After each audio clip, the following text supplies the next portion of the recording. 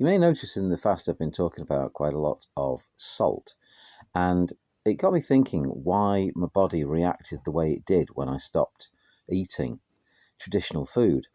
And it's mainly because a lot of things are exceptionally high in salt in our Western diets, excluding things like obviously crisps or chips as they call them in America, and some other parts of the world.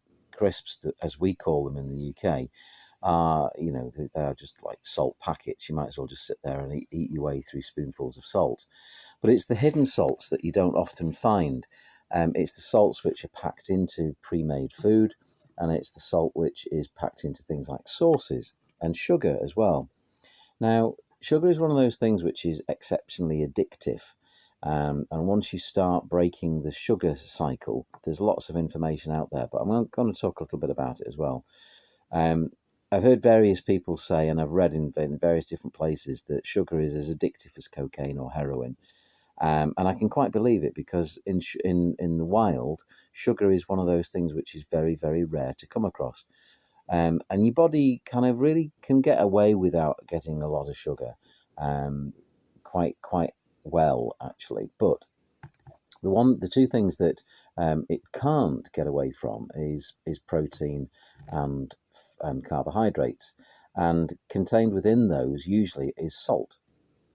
And I think my nerve function is what suffered the most in the first few days. I went from having pretty high salt content food to none whatsoever. Now, I don't live in the UK. It's much warmer here. It's currently 24.5 degrees, and it's only just 10 o'clock in the morning. So, it's going to get hot, and in the afternoon it gets even hotter. Now, I also don't sweat very much. I never have done. It's just one of those things. And I think if you're one of those people who is sweating a lot, you probably need to make sure that you are adjusting your salt levels. And it might actually be worthwhile speaking to your doctor. I always recommend that you do that anyway if you're going to do something like this. But I mean, I'm taking a couple of grains of salt in each glass of water that I'm taking during the day.